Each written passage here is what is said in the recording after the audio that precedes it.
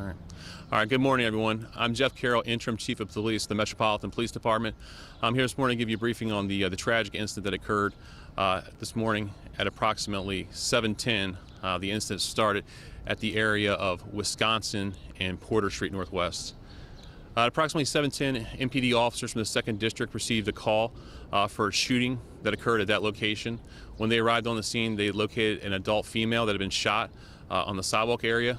There were several people that witnessed the incident at that location. They provide officers with information about a suspect who had shot the female at that location and had left on a bus. MPD officers began canvassing for the bus. They located the bus, which is located here behind us in the area of Wisconsin and Upton Street Northwest. They conducted a stop on that bus. As officers entered the bus, they had the description that had been provided for the suspect who had shot and killed the female down the block here. As they got on the bus, they were able to identify an individual they believe who may have been involved in that homicide. And as they approached that individual, 2 officers were on the bus. They began evacuating the bus and getting other riders off the bus at that time when they observed the individual that they believed to be the suspect. As they approached him, he began making movements with his hand into a bag.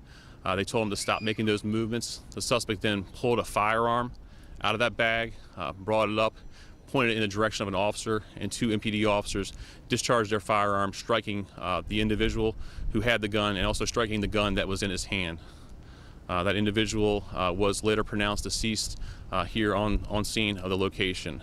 What we know, this is very early in the investigation. Obviously, we're only a few hours into this, but we have learned that there is a domestic relationship between these 2 individuals, the female that was killed down the block here and the suspect with the firearm here. We do know there's prior relationship at some point between them, so we believe that is probably the motive behind this incident that we have here today. There was a firearm, of course, recovered on the bus that the suspect did have in his hand. We will be releasing a picture of that firearm as we normally do through our protocols. This is a very tragic situation. This year we've had multiple high-profile domestic violence incidents. Here in the 2nd District, this is the 2nd domestic homicide that we've had this year involving individuals. Our hearts go out to the families and friends of all the individuals that are involved in this situation. It's a very tragic situation here. And with that, I'll open it up to questions. Can you give us a timeline again? The shooting happened and then the bus stopped here. What's the time difference? Sure. So from our initial 911 call to the time of the shooting when the officers located him, it's about 5 to 7 minutes. So very short in time. So he boarded the bus in the other location and then the bus came here? Yes, so he shot and killed a female at Wisconsin Porter, which is about 4 blocks down the street, down Wisconsin Avenue here.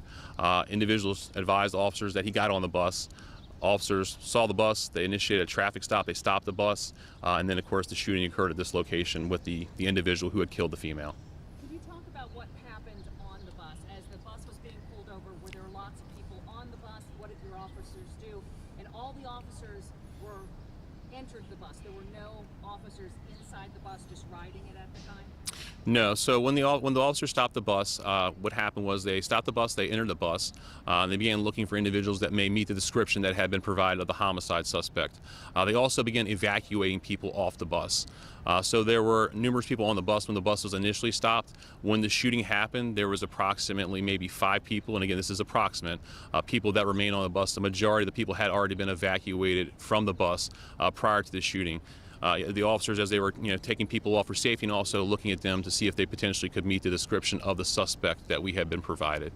Did the witness see the gunman go into the bus? What typically stopped you wanting to make sure to actually stop the bus and search it? We had several witnesses to the actual homicide that occurred down the block that provided information of a description, what the individual who did the shooting was wearing, as well as a bus number. Actually, so what do we know about this suspect? Is this a person known to you with priors? Yeah, so we are very early in the investigation. We do know this individual, he has been in multiple arrests that have occurred here in the city, and we do know there is a prior domestic relationship between the victim that was killed down the block here and the suspect. Prior domestic violence charge? That's correct. There's prior relationships between them where there were arrests for domestic related incidents. Can you also just talk to us about what a close call this can be? Sometimes someone reaches and they don't actually have a firearm. This person has a firearm, used it. You have people on the bus, you have officers in close range. I mean, this could have been a very tragic situation overall. It's terrible that anyone lost their life, but with having so many people on the bus here, the officers were very tactical in the way they approached the bus, about evacuating the bus and how they approached the individual. You know, when officers they put their lives on the line every single day, and every call for service, you never know what could happen with that. So in this case, the officers were able to respond just in time. The firearm that the individual did have an extended magazine, so there was the potential for lots of ammunition to be in that gun. But again, very tragic. Chief, just a couple of weeks ago, Metro Bus employees held a rally talking about how they didn't feel safe going on the bus. You know, with something like this happening this morning, is there anything MPD is doing to improve the safety on buses?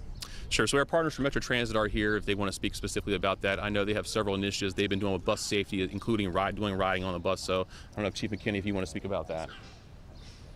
Good morning, everyone. I'm Maurice McKinney, Deputy Chief for Metro Transit Police.